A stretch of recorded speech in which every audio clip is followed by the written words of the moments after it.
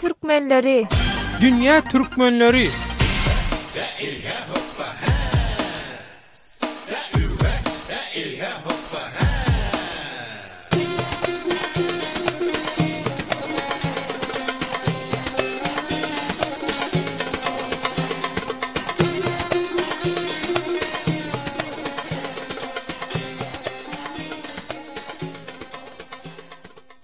Dünýäniň dürli ýerine ýaran türkmenleriň ikwal pursatlary hem dürli. Azatlyk radiosynyň türkmen diasporasy baradaky dünýä türkmenleri atly hepdelik dowamly gepleşiginiň nowatdaky sanyna başlaýar. Gepleşigi Türkiýeden taýýarlap hem alyp barýan Döwlet Baýhan.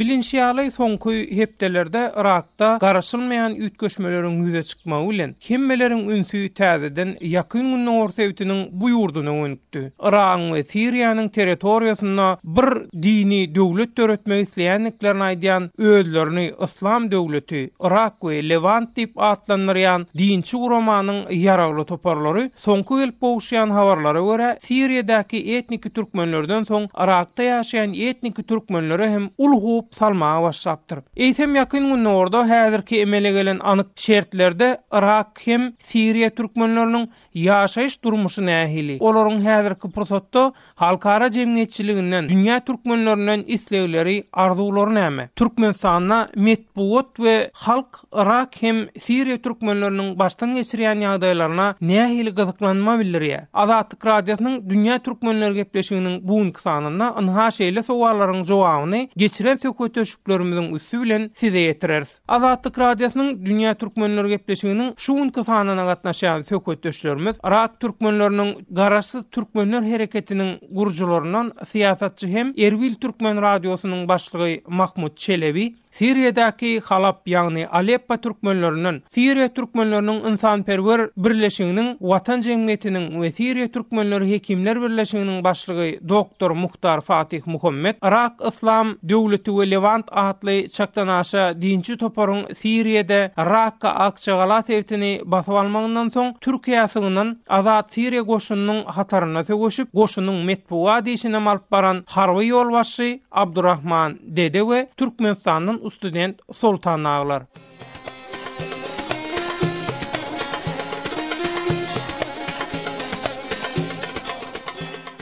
Türkmenistanyň resmi metbuatyna dünýäde bolup geçen möhüm wakalar şol sanyna daşary urtlardaky etnik türkmenleriň ýüzbe-ýüz bolýan kynçylyklar barada ýeterlik maglumat berilmeýänini aýdylýar. Bu ýagdaýa Irak türkmenleri nähili baha berýär. Irakdaky garaşsyz türkmenler hereketiniň gurujlaryndan siýasatçy hem Erbil Türkmen radiosynyň başlygy Mahmud Çelebi bilen geçiren söhbetleşigimizi dinläliň.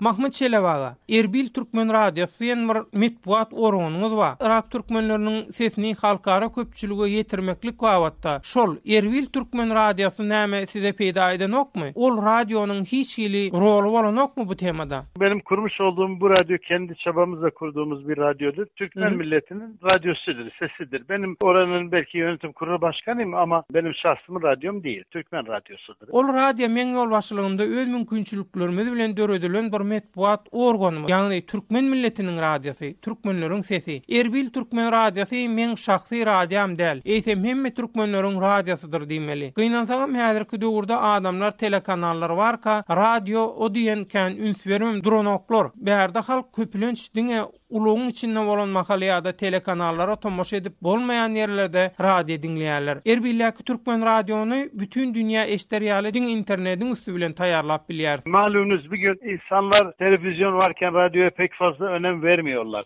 Türkmenistanyň resmi metbuatyna dünýäde bolup geçen möhüm wakalar şol sanyna daşary urtlardaky etnik türkmenleriň ýüzbe-ýüz bolýan kynçylyklary barada ýeterlik maglumat berilmeýänini aýdylýar. Bu ýagdaýa Irak türkmenleri nähili garaýa we sizin özüňiz şol wagtyň özünde Erbil Türkmen radiosu atly bir metbuat organynyň başlygy hökümine nähil baha berýäňiz? Türkmenistan ilk Cumhurbaşkanı Niyazov, Allah rahmet eylesin. Türkmenistanyň ilkinji prezidenti Niyazov ýatan ýerýaty bolsun, ol bulara meňden okdy. Bulardan tapawutly bir adamdy. O bunlara benzemezse o biraz daha farklı bir insandı. Mahmut Çelebaga, Niyazov bulara meňden okdy diýmek bilen näme gözüňde tutýaňyz? Ruhnamesini aldım, Türkçesini okudum. Irak Türkmenlerinden, Suriye Türkmenlerinden geniş olarak bahsetmektedir. Demek ki o adam başka türlüydü fakat onun ömrü vefat etti. Mesela men onun Ruhnama kitabynyň türkçe terjimesini alıp okudum. Ol kitabyň içinde Irak we Suriye Türkmenleri barada giňişlen maglumat berilipdir. Diýmek şeýle maglumatlar ýazan adamyň dünýä garaýşa mütköşük bolmaly. Ýöne gynansaň oň ömrü ýetmedi bu işleri etmäge. Häzirki Türkmenistanyň döwlet ulgamyny bolsa, bolşy ýaly kabul etmek gerekdir. Sebäbi Türkmenistan ýaly bir ýurt 100 ýyldan goňrak orslaryň gol astynda ýaşan soň inni ýoş erkinlige eýe bolýar. Şoň üçin hem hökmany suratda geçiş döwrüni başdan geçirämeli. Häzirki ýagdaý ertir bir gün ütkep biler. Ýöne biziň jogapkärçiligimiz nähili bolmaly diýilende, meselem nesip bolsa geljekde bir ýerden gollaw tapyp, Irak türkmenlerini Türkmenistan bilen bir katarda bütün dünýä tanadyp biljek bir telekanal gurup bilsek, ana şonda biz özümizi gowy tanadyp bileriz. Olar bizi tanamajak bolaýanda da biz olaryň ýanyna gidersiz. Bugünkü devlet sistemi bu şekildedir. Türkmenistan gibi bir devlet 100 seneden fazladır Rus hegemonyası altında olan bir devlet yavaş yavaş hürriyetini alıyor. Mahmut Çelebaga, bilinçli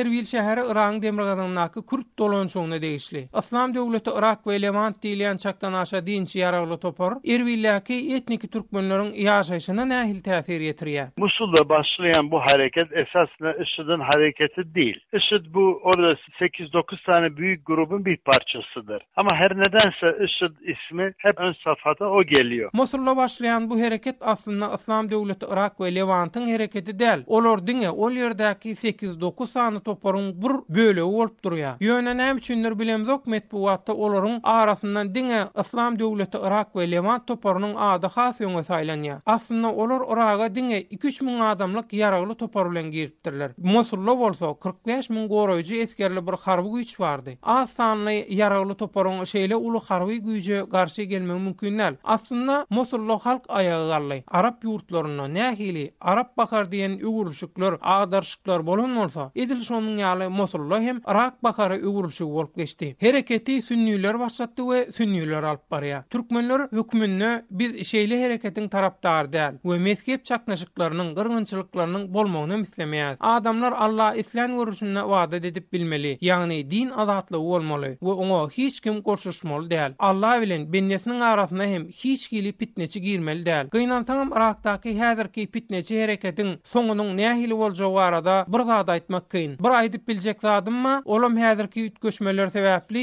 ýagdaý gaty buluşyk we çylşyrymly. Irakda Erbilläki türkmenlere ol pitneçileriň häzir hiç il täsiri hopy ýok. Ýöne beýleki sebitdäki türkmenlere olaryň gaty uly hopy we zyany etýär. Meselem Tel Afer Iragyň iň uly etraplarynyň biri we ol ýerde 350-400 miň türkmen ýaşaýar. Gynansaňam Tel Afer'de gaty erwet gyrylşyk boldy. Erbil türkmenleri hökümine ýakyn wagtda Irakda paraçylygyň ýoly goýulmagyny dileg edýär. Irak'a girdiği zaman bir 2000-3000 militanla giriyorlar oraya. 45 bin asker vardı Musul. Bir halk ayaklanması oldu Musul'da. Irak baharı orada başladı. Mahmut Çelebaga, siz Irak'ta Türkmenlere hiç kim siyasi taýdan kömek etmediýdiňiz. Irak'taky Türkmenler ýakyn günde orada rol oýnaýan uly güýçlere belki öz oýnap biljek rollaryny düşündirip bilen däl bolaýmasyn. Ýa-da Irak türkmenleri biz ynha şeýle kyn ýagdaýda turýarys. Uly güýçleriň öz düşünüp gelip bize kömek etsinler. Görüşüne hereket edilen bolaýmasyn. Irak'ta Türkmenlere siyasi taýdan kömek edilmeýändiginiň sebäbi näme bolup biler siziň pikiriňize görä?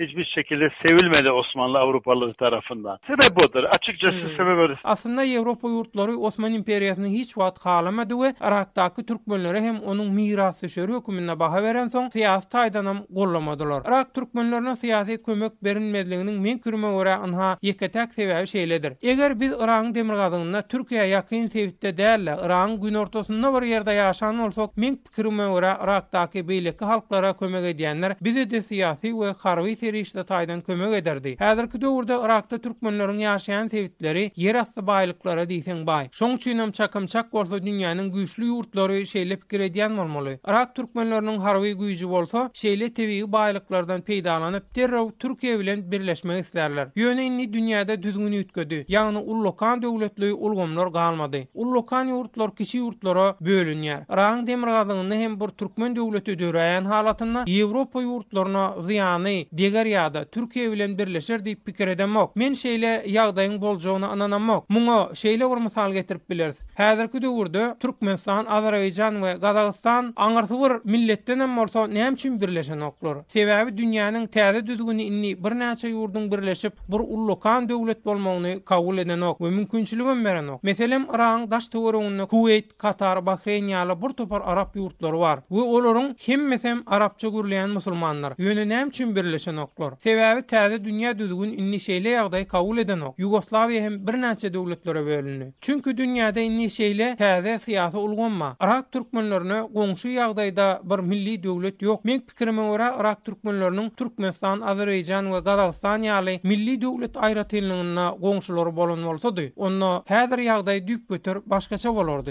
Biz Güney Irak'ta olsaydık, Türkiye ile yakınlığımız olmasaydı sınır olarak emin olun bütün dünya devletleri bize yardım eder, silah da verirdi. Mahmut Çelebaga, şu wagda çenli hiç kim syýasy kömek bermedi diýdiňiz. Siz şol milli döwletler diýen Türkmenistan, Azerbaýjan, Gazagystan ýaly ýurtlaryňyzda Irak türkmenlerine syýasy gollaw üçin ýüz tutup alan jogaňyzdan soň şeýle pikir eýe bolňyzmy? Ben tahmin ediyorum Türkmenistan gibi bir devlet olmuş olsaydı veya Kazakistan veya Azerbaycan gibi komşumuz olsaydı bizim durumumuz çok farklı olurdu. Şu wagda çenli ol ýurtlardan syýasy gollaw islemedik. Ýöne isleýän bolsak ol ýurtlaryň Irak türkmenlerine syýasy gollaw berjekdigini ananýaryn. Bizim bir temasımız olmadı ama olmuş olsaydı tahmin ederim bize yardım ederler. Mahmut Çelebaga, gelecekde ýanky aýdan ýurtlaryňyz, ýagny Türkmenistan, Azerbaýjan, Gazagystan ýaly döwletlerden Irak türkmenlerine syýasy gollaw islemeklik planyňyz barmy? Sebitde ýüze çykan soňky üýtgeşmelerden soň Irak türkmenlerine inni şeýle syýasy gollaw gözlemeklik üçin giýje galynmadymy siziň pikiriňize görä? Öyle bir şey peşindeyiz inşallah yakında yani olabilir tahmin. Azerbaycan'da çok güzel bir atasözü var.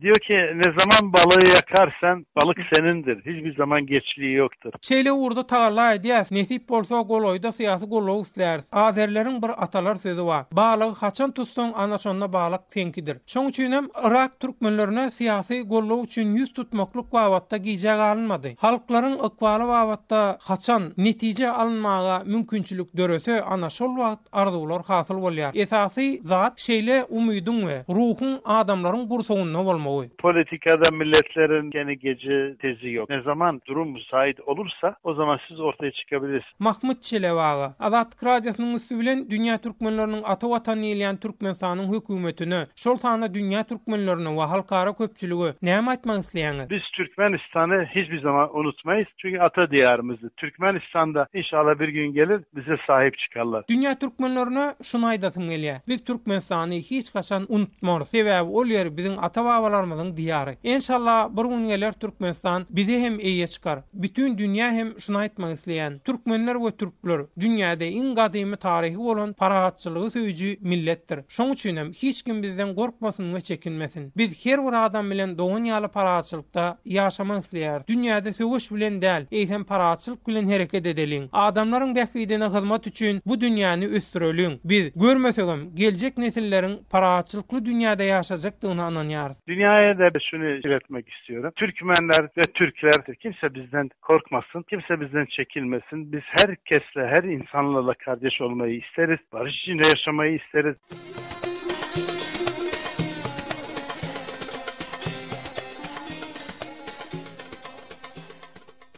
Azatlyk radiosynyň dünýä türkmenleri gepleşigini dinleýärsiňiz. Gepleşigimiziň bugunky temasy Irak we Siriýadaky etnik türkmenleriň ahwaly. İslam döwleti Irak we Levant diýilýän çaktanaşa dinçi ýaragly topar eýsem Siriýadaky etnik türkmenleriň ýaşaýyş durmuşyna nähili täsir etirýärkä. Siriýa türkmenleriniň häzirki hal ahwaly nähilkä diýip Siriýadaky Halap ýagny Aleppo türkmenlerinden Siriýa türkmenleriniň insanperwer birleşiginiň watan jemgyýetini bilen Siriýa türkmenleri hekimler birleşiginiň başlygy doktor Muhtar Fatih Muhammed we İslam döwleti Irak we Levant atly çaktanaşy dinçi toparlaryň Siriýada Rakka Akçagala sevtini basyp almagyndan soň Türkiýasynyň Azat Siriýa goşunynyň hataryna töwüçüp goşunyň metbuat işinem alyp barany harby ýolbaşçy Abdurrahman däde daglara soradyk. Olaram ha dünýä türkmenlerine şeýle maglumat berdi. Gelin bilelikde dinläliň.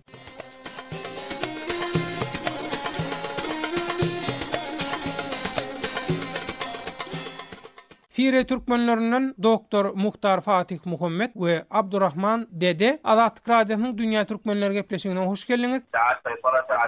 Selamünaleyküm. Evet abi, Abdurrahman kardeşe bir merhaba edelim. Nasılsın Abdurrahman abi? Sağ olasın, hamdolsun. Abdurrahman Dede, Siriýanyň niresinde şeýle işler alyp bardyňyz? Soňam Siriýadäki türkmenler Islam döwleti Irak we Levant diýilen gurama nähili garaya, ýagny ony gollaýarmya, gollanokmy? Sonuç olarak Suriye'de Akçakale'de, Rakka merkezde, bir de Ceylanpınar'da. Söwüşen ýerlerim Siriýede Akçagalada, Rakkanyň merkezinde we şeýlede Ceylanpınarda. Islam döwleti Irak we Levant atly gurama ilki herekete geçen makaly Siriýe türkmenleri olara ikirjiňlenme bilen garaýardy. Islam döwleti Irak we Levant topary Siriýede Kürtleri bir ýany edip, soň Hristiýan doganlarymyza hüjüm etdiler. Olaryň Irak kesewitindäki ähli ibadathanalaryny partlatdylar. Ondan soň nowat bize geldi. Ýagny türkmen halkyna, türkmenlere Osman döwletiniň mirasçyları diýip bize garşy söwüş elan etdiler. Siriýada Akçagala sewti hem şeýlelikde duruşy bilen Islam döwleti Irak we Levant toparynyň eline geçdi. 400 goloy türkmen maşgalany hem sewitden Türkiýe göçmäge mejbur etdiler. Türkmen halkına savaş ilan ettiler. Bizim Akçakale bölgesi de ilk Türkmen bölgesi tamamıyla IŞİD'in eline geçti. Yaklaşık 400 aile Türkiye mecburumlu bir şekilde göç ettirdiler. Abdurrahman Dede, Siriýede Islam döwleti Irak we Levant toparynyň eline geçen Rakka we Akçagala sewitlerindäki türkmenleriň hemmesi göçdümiýä, galanlara mollumy? Kaldı ama şu an IŞİD'in elinde. Sivil olanlar, silah tutanlar, IŞİD'e karşı savaş edenler başka cephelerde. Ýöneköy halkdan galanlar mollu, ýöne olar çet garalarda. Islam döwleti Irak we Levant toparyna garşy söwüşenler bolsa, häzir Çoban Bey we Laskiýe ýaly başga frontlara gidip söwüşmäge dowam edýärler. Şu pursatdan peýdalanyp şol frontlarda söwüşen türkmenlere kömek edilmeginiň gerekdigine aýratyn ýün çekesip gelýär. Ýöne Islam döwleti Irak we Levant toparlarynyň golasyndaky ýerlere nähil kömegi berip onan bilemok. Şu an Çoban Bey cephesinde, Laskiýe cephesinde savaşıyorlar. Fazla destek yok. Azat Siriýe goşunyň türkmen harbiýlaryndan Abdurrahman Dede, Siriýede özüňiz ýaly söwüşmeýän ýagny ýöneköy adamlar nähil güzäran aýlaýar. Olaryň ýaşaýyş durmuş şertleri nähili? Tarla işleriyle geçiniyorlar. Bir de kendilerine kapanmışlar. Yani hiç bir yere bir yere gitmiyorlar. Ekrançylyk bilen güzäran aýlaýarlar. On soňam daşary dünýä ýapyk ýagdaýda ýaşaýarlar. Öýünden hiç ýere çykan oklaram, ginen oklaram. Halk ýagdaýlar bulaşaýan ýagdaýyna diýip ätýaşlyk adyklary oğulun ammara üýsürüp saklap goýupdyrlar. Ýöne odaga çeken uruş sebäpli inni olaryň tygyşytlap boýan adyklaram azalyp barýar. Bu Siriýadäki türkmenleriň durmuş şertlerini hasam kynlaşdyrýar. 6 aýdan bäri ammarlara hiç kilik hasyl ýa-da adyk goýulman soň bar bolanam tükenip barýar. Eskiden depolarmışlar ama şu an biraz durumları zor oldu. Çünkü yavaş yavaş bütün depolardaki eşyalar sönüyor. Şu an içeri hiçbir şey girmemiş. Azatlyk Radiosynyň Dünýä Türkmenleri gepleşigini dinleýärsiňiz. Gepleşigimiziň bu temasy Irak we Siriýadäki etnik türkmenleriň ahwaly. Siriýaly türkmen söhbetdeşlerimiz bilen gurulmada dowam edýäs. Doktor Muhtar Fatih Muhammed, Siriýada siziň Halap ýagny Aleppo sewtindäki türkmenleriň güzäran ýaşaýyş şertleri nähili? Häzirki söwüş ýagdaýyna şundan bir dünýä türkmenlerine aýdaýsaňyz. Orada yaşam gerçekten şimdi son günlerde çok zor. Şimdi bundan aşağı yukarı 5-6 ay önce sivil toplum örgütleri Türkiye'den yardım gönderiyorlardı. Aşağı yukarı yardımlar kısmen ulaşıyordu Türkmenlerin eline. Men enem atam, ağa inilerim mühim doğun garnaşlarım şu an Siriýede. Her gün olar bilen telefonla habarlaşyp maglumat alyp dur. Soňky günlerdäki ütgeşmeler sebäpli inni o taýda ýaşaýyş şertleri hasam ýaramazlaşdy. Sebäbi mundan 5-6 ay ol insanperwerlik guramalary Türkiýeden Siriýa kömegi berip durdy. Siriýa iwerlen kömekleriň hemmesi bolmasa belli bir bölegi türkmenlere goşurlardy. Emma Sewit Islam döwleti Irak we Levant topar tarapyndan basylyp alynandan soň inni ol ýere insanperwerlik kömekleri iwerip bolanok. Siriýa türkmenleri adyk taýdan ýetmeçilik çekýär. Elektrik energiýasy ýok, suw ýok. Sebäbi içilýän agyz suwy elektrik energiýasy bilen guýdan çykarylýar. Adyk çörek nan ýetmeçiligi we çağlar üçin süýt we derman ýetmeçilikleri we hekimler bilen her gün ýygydarly habarlaşyp dur. Hatda soňky günlerde iç geçmeden ölýän çağlaryň hem köpdügine ün çekilýär. Birleşen Milletler Guramasy gysgaly kömek iýermese, Siriýada türkmenler gaty, paýygaly adamzat tragediýasyna duçar bolarlar. Tomsuň yssysyna elektrik energiýasy meselesi we suw bolman soň Siriýadäki türkmenlerimiz ýaşaýan ýerlerinden göçmäge mejbur bolýarlar. Türkiýe serkedine goly ýerlerdäki bozgun düşelgelerine gidip yerleşýärler. Ýöne bozgun düşelgelerine inni yer galman soň nälaç Siriýa tarapynda galmaly bolýarlar. Serkedin Siriýa tarapy bolsa İslam döwleti Irak we Levant toparynyň eline. Olaram ýa halifata goşulun ýa-da bu ýeri terk edin diýip çykyş edýärler. Siriýede türkmenler ynha şeýle çäresi ýagdaýda näme etjegini bilenok. Siriýadäki türkmenlere gysgaly kömek berilmese, olar o taýda ölerler. Men bir näçe gün mundan ol Türkiýanyň metbuatyna bir makala ýazdym we şonda kömek edilmese Siriýa türkmenleriň ölüme duçar boljakdygyna üç çekdim. Elektrik yok, su yok, da ekmek sıkıntısı var, çocukların süt ve ilaç sıkıntısı var. Orada ishalla ölen çocuklarımız var. Ada Siriýa goşunynyň türkmen harbiýetlerinden Abdurrahman dede şu pursatdan peýdalanyp siz näme aýsam diýäňiz dünýä türkmenlerine? Abi Suriye ve Irak Türkmenleri genellikle bütün ihtiyaçlarını sağlasın söyledi. Ben bekleyeceğim bir şey yok. Allah razı olsun. Aslında Siriýa we Irakdaky türkmenler babatda aýdylmaly zatlaryň hemmesini muhtar doganmaz aýtdy. Menem muhtaryň aýdanlaryna dolu goşulýan. Dünýä türkmenlerinden Allah razy bolsun, Taňry alkasyn, degişli edaradar guramalary bolsa şeýle ýüzlenmek isleýän Siriýadäki söwüşçülere näme kömek gerek bolsa wagtyna berjek bolun. Dünya Türkmenlere Allah razı olsun. İlgili kurumlara bir lafım var. İçerideki mücahitlerin sözünü dinleyin.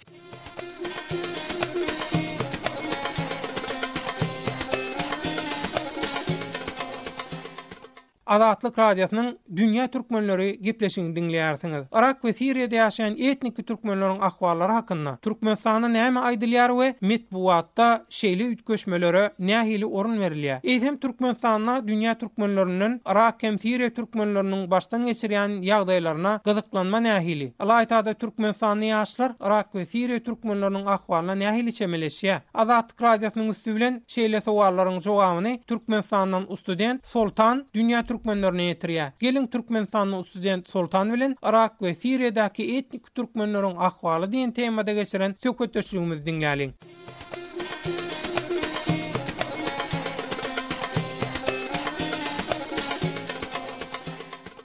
Soltan ine Irak türkmenleri we Siriýa türkmenleri barada nähili maglumatyň var? Soňky bolup geçen ütgeşmeler bilen baglanşykly. Gazet, jurnal, okumayan rolun içinde onun ýaly habarlardan edilen sonuçynun Türkmenistanyň gazet, jurnallarda şol habarlar berilenok diýjek bolýarmy? Şol Irak, Siriýadäki ýagdaýlar ýa-da şoňa benzer ýagdaýlar ýaly meselelerden, ýagdaýlardan hiçbiri açylmaýa teknolojik wagtynda. Ondan sonuçynun internetten beýleşdirýär, täzelikleri, rahatly, ondan telewiziýadan başga ýerdin kanallaryndan şol ýerlerde bolan ýagdaýlardan habar alýar. Türkmenistanyň telewiziýasy habarlaryny azadyna berenokmy? Ýok, Türkmen kanallarına sereden okmy? Yok. Täzelikleri zady. Yok. Näme üçin sereden ok? Sen gyzyklandyran okmy? Gyzyklandyrymy? Gyzyklandyran okdy.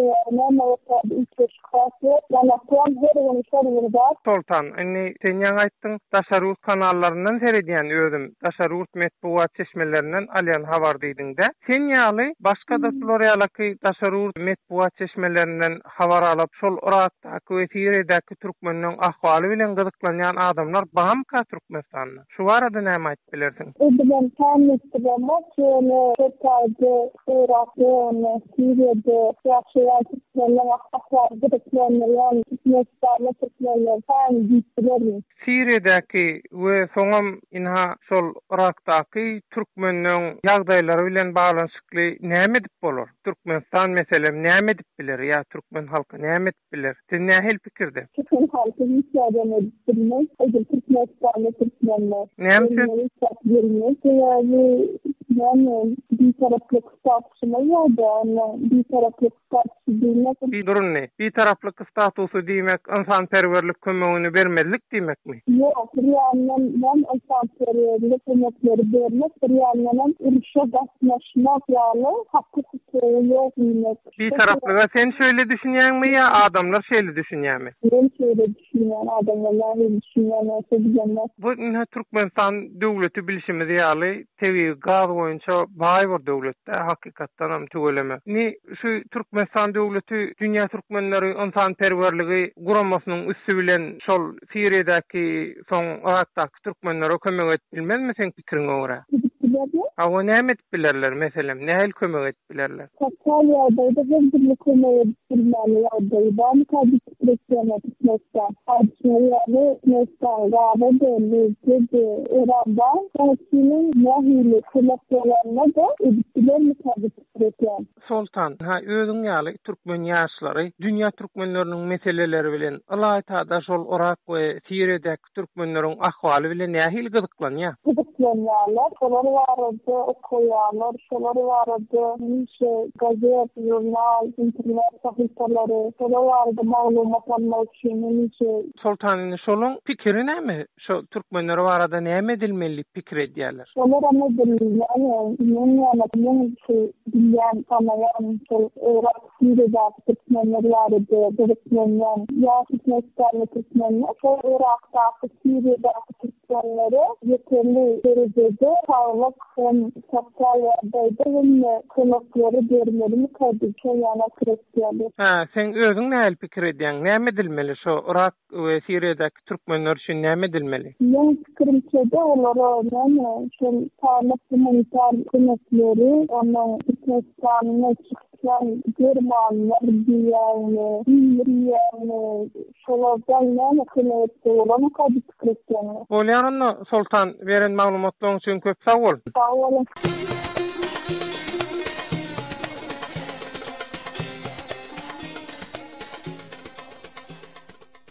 Mehrimanlyň olar. Azatlyk radiosynyň dünýä türkmenleri gepleşiginiň Irak we Siriýadäki etnik türkmenleriň ahwaly temaly bugünkü sanyna gatnaşan Irakdaky Garaşsyz türkmenler birleşiginiň gurujulorundan syýasatçy hem Erbil türkmen radiosynyň başlygy Mahmud Çelebi, Siriýadäki Halab ýagny Aleppo türkmenleriniň watan jemgyýetiniň we Siriýa türkmenleri hekimler birleşiginiň başlygy doktor Muhtar Fatih Muhammed, Islam döwleti Irak we Levant atly çakdan aşa dinçi toparlaryň Siriýada Rakka Akçagala sewtini basyp almagynyň soň Türkiýe sygynyň Azat Siriýa goşunynyň hataryna sögüşip goşunyň metbuat işini hem alyp baran türkmen harbylardan Abdurrahman Dede, Türkmenistanyň student Sultan ağalary bilen geçiren söhbetdeşligimizi dinlediňiz. Azatlyk radiosynyň azat tolkunlaryna dünýä türkmenleri bilen habarlaşyp hem gatnaşyp duruň. Biziň hatsalgymyz hat e-mail belligi azatradio.org. Hat e-mail belligi azatradio.org. Azatlyk radiosynyň türkmen diasporasy baradaky Dünya Türkmenleri atlı bu hepdelik dowamly gepleşigini Türkiýeden taýýarlap hem alyp barýan Döwlet Baýhan. Rowaşlyk hemraňyz bolsun. Sag bolun, saglykda görüşelim.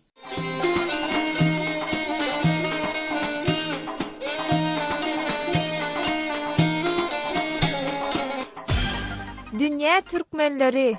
Dünya Türkmenleri.